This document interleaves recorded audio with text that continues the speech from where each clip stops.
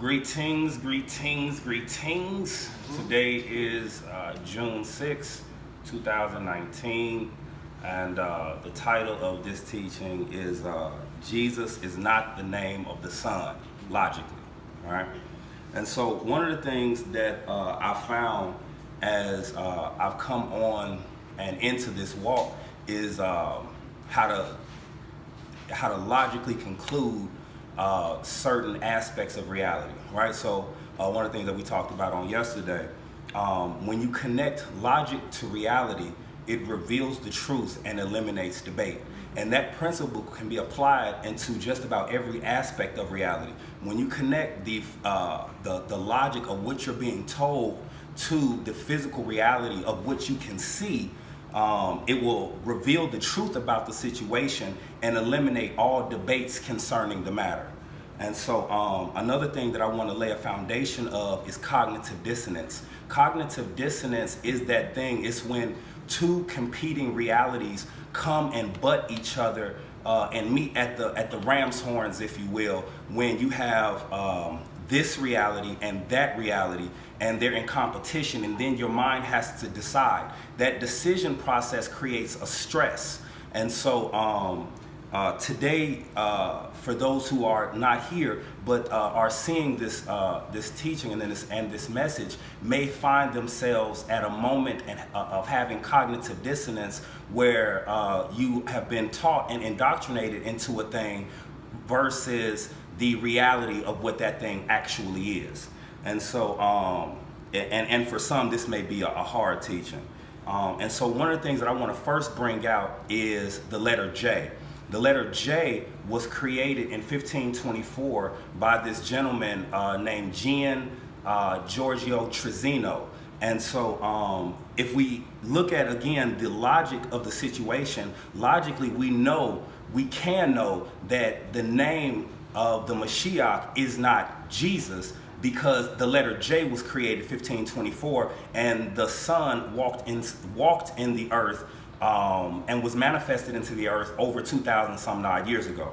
And so we also know that the Son was a Hebrew man, and was given a Hebrew name. And so if we know that he was given a Hebrew name, we know that he was a Hebrew, then we can also logically conclude that this name, this anglicized name, Jesus, was not his name. And so then that begs the question, what is his name, right? And so let's turn to Zechariah 6. And I'm sure many know where we're going with it, but all in the same. Zechariah 6, verse 11, and we're also going to read verse 12. And it reads, "Then take silver and gold and make crowns and set them upon the head of," and the name we see here is Joshua, the son of Josedek, the high priest, "and speak unto him, saying, Thus speaketh Yahuwah of hosts, saying, Behold, the man whose name is the branch, and he shall grow up out of his place, and he shall build the temple of Yahuwah." And so what I want to do here is just kind of go into verse 12. And so when it says, "Thus speaketh Yahuwah of hosts, saying, Behold the man whose name is the branch." And so the question then becomes, who is this man that's being referred to? That man being referred to is found in verse 11. Now on the surface we see that name Joshua, and we know that again in verse 12 we're looking at this prophetic reference to this man named, we see Joshua, of the branch. Okay, and so when we look at the Strongs for this name Joshua, we see that SH 3091. And so when we look at when we properly transliterate that name Yahuwshuwa using the correct Hebrew vowels A, I, and U, then which is the same vowels that were used amongst all of the ancient Semitic tongues of that time and of that region. And so when we apply these proper Semitic vowels to this name, we come up with the name Yahuwshuwa. And so we break down that name into three parts. We break it down into H3068, right, which is the first three characters of the 6 consonant name, Yad, Hey, Wah, right? And so when you add the proper correct vowels, you get Yahu. And so we understand that that is a contraction of the Father's name, Yahuwah. And so we have Yahoo, and then we also have H3467. And so that when you properly transliterate it, comes out to Yasha, okay? And then we also have, which is salvation or to save. And then we also have H7768, which is the shua part, to cry out.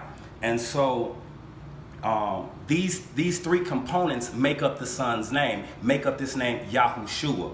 And so let's turn right quick to 2 Kings chapter 1, because what I want to focus right now on is the cry out. I want to focus on the cry, because it's imperative that the Father hears the cry. And I want to just kind of bring out how the salvation comes as a result of the cry. Many of us, as we spake our testimonies today, one thing that I heard was that there was a cry. There was a cry in the Ruach for the truth, right? He is the truth, the way, and the life. And there was a cry out for the truth. And so when we have that cry in our Ruach for the truth, what I found to be true is the Father will reveal his Son to us for the sake of the truth, okay? And so 2 Kings chapter 1, verses 8 through 15. And so, I'm sorry, verses 9, starting at, let me see. I'm sorry, hold on. Let me get to 2 Kings.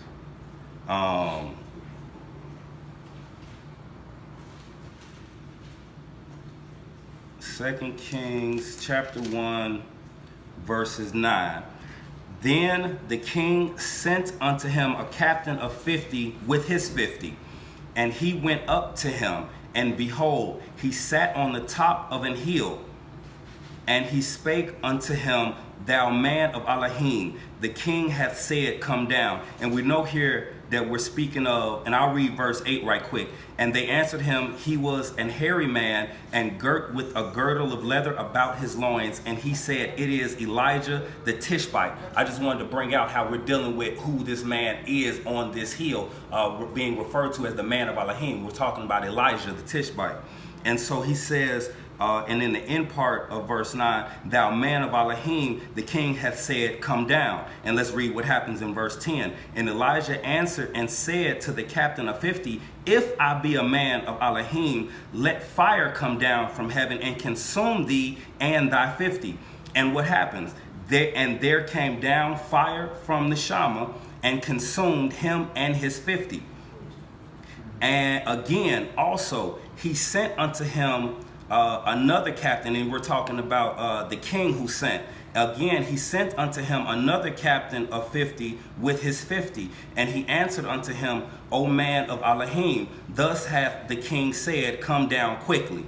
And so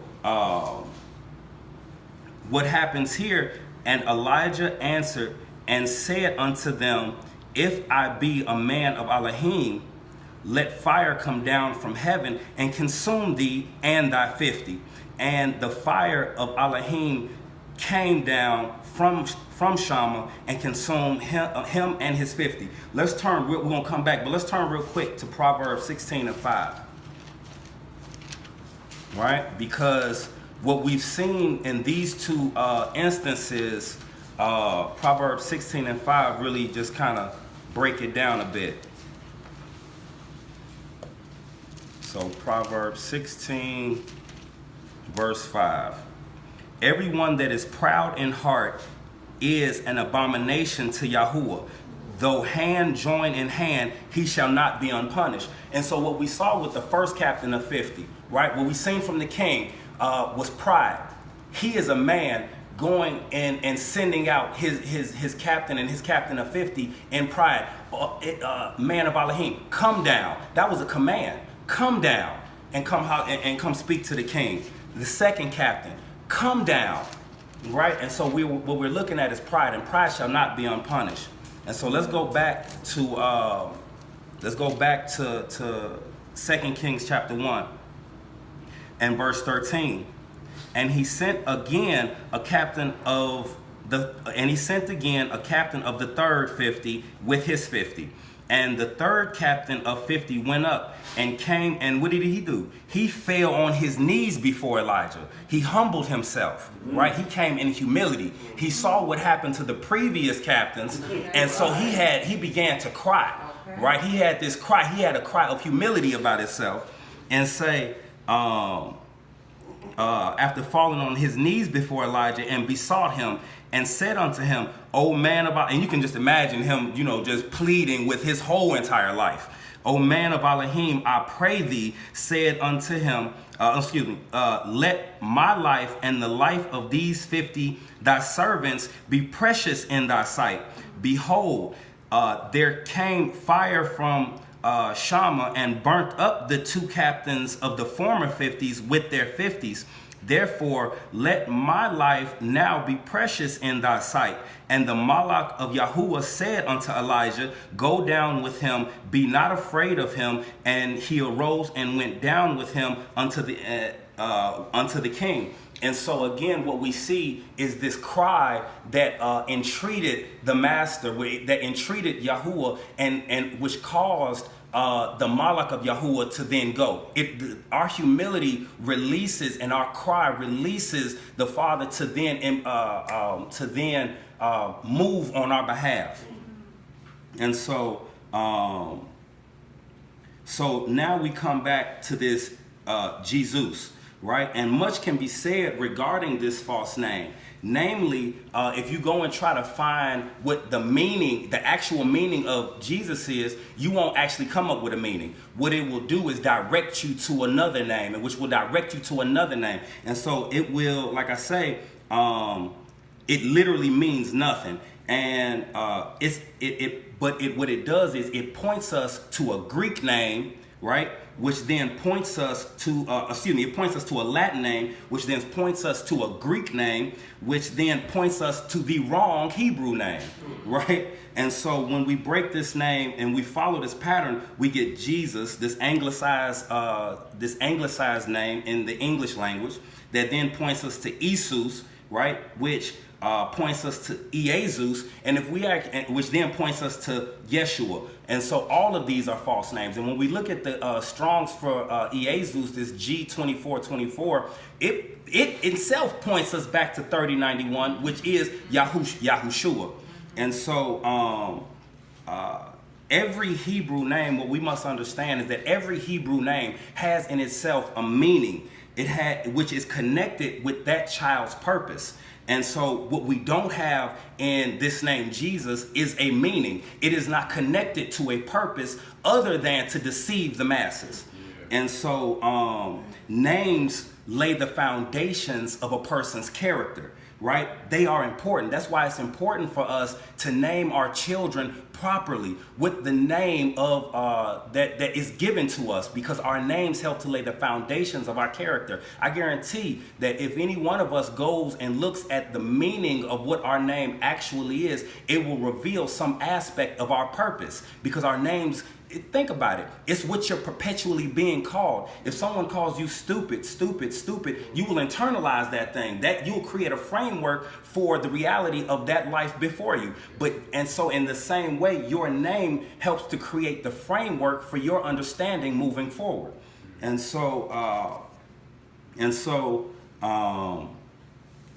what we also must understand is that when we come to the name of Yahushua, we were never given the authorization to change that name. That name came in the new covenant by way of the Malach Gabriel, right, unto Miriam. And so man has never been given the authority or the authorization to change that most Quadash name. And so the same way, if we go into a bank, right? Now my name is Lawrence. It's spelled Lawerence. If I go into a bank with a check spelled how the common spelling, Lawerence, they're most likely not to cash that check because my name is incorrect. And so in that same way, in order for anybody to change their name, they have to go to the governing body of their land. Say, for example, if I wanted to change my name, I have to go to the Chicago court system, right? Because that's where I'm from. I have to go to Chicago, Cook County, and the governing body of where I was born. They got my birth certificate. I have to go to that governing body to change that name, to change my name. And so Yahushua's governing body is the Shama, is Hashamayim, is the heavens. And it is there that it was never changed, right? It's been that way since the beginning. And so let's turn right quick to Acts 26, verse 14.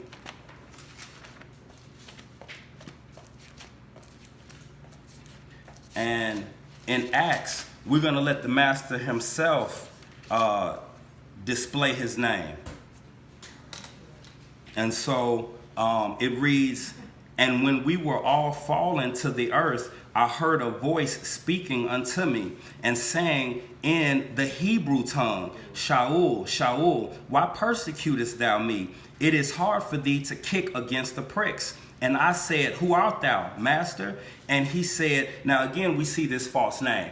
But if we logically conclude some of the things that we have discussed on this day, we know that this name that we see could not have been the name that he was called, could not have been what his name actually is. And so we're going to replace this false name, this imposter, this name that just logically does not make sense when we consider the things that we can know, and with the actual name that's revealed in the prophecy.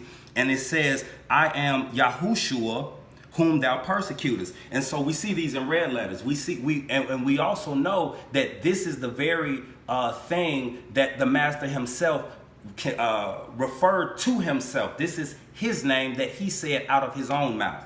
And so let's turn right quick to Acts 4 and 12, because what I want to discuss is why this name is so important, right?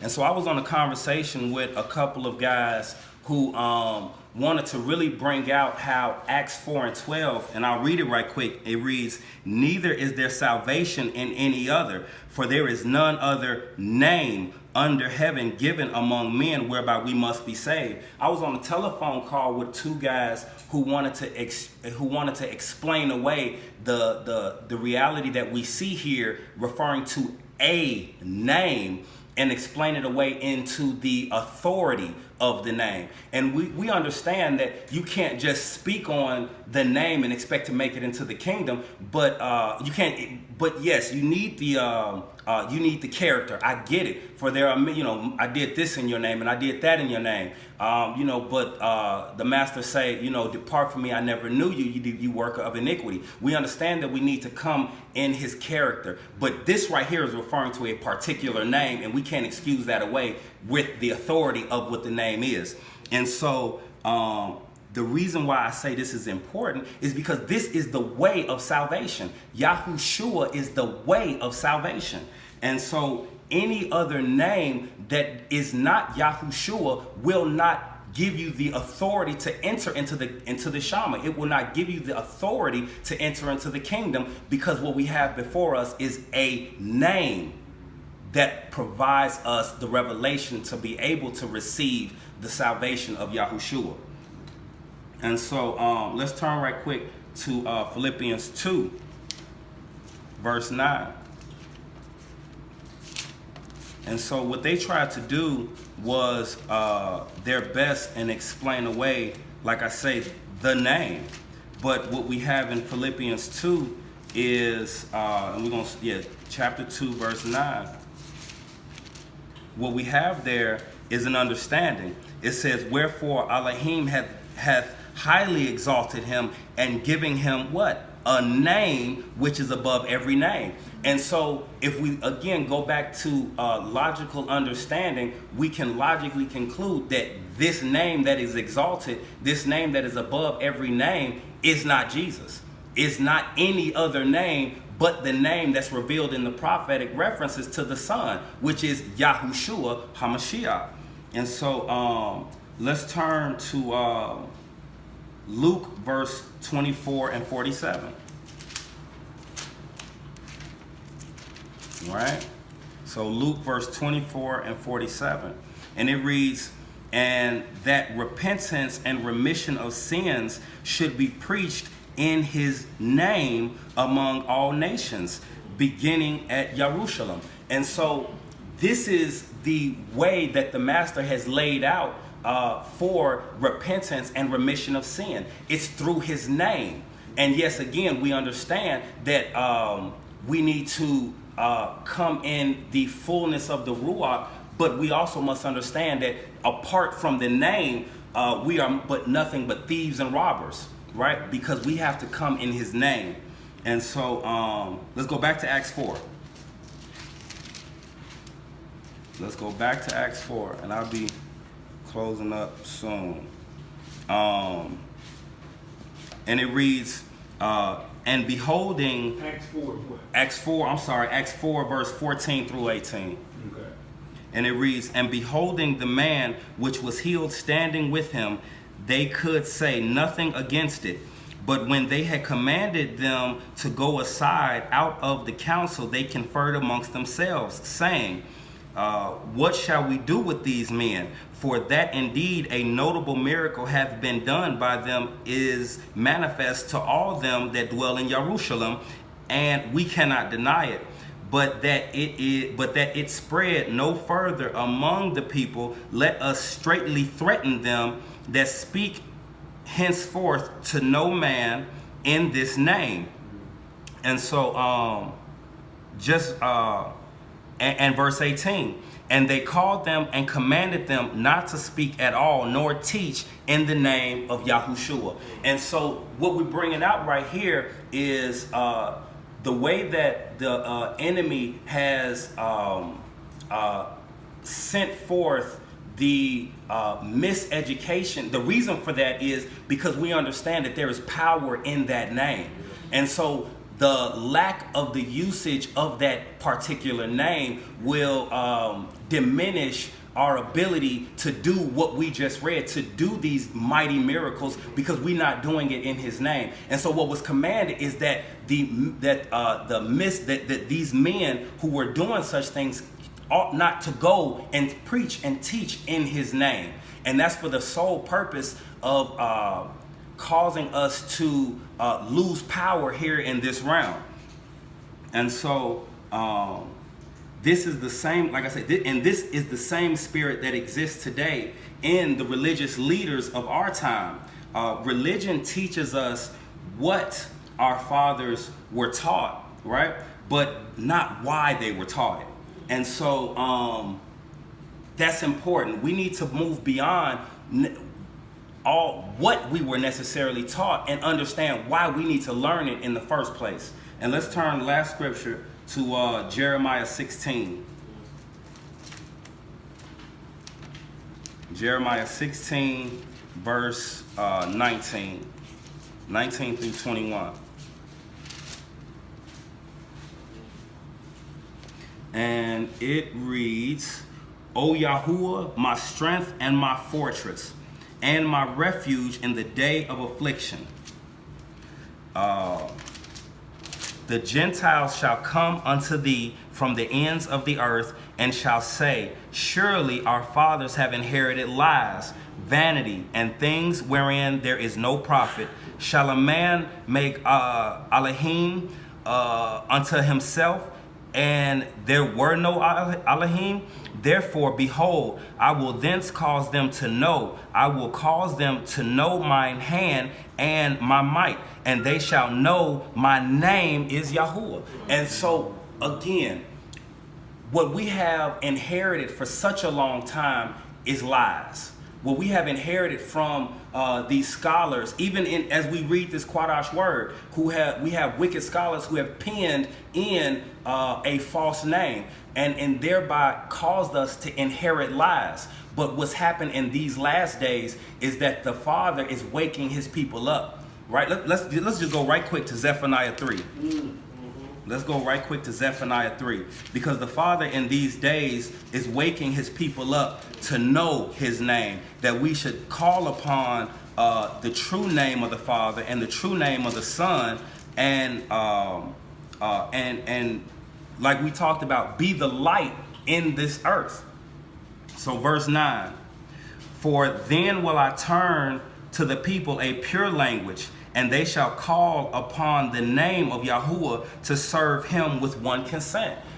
It's all about the name. The name reveals the revelation.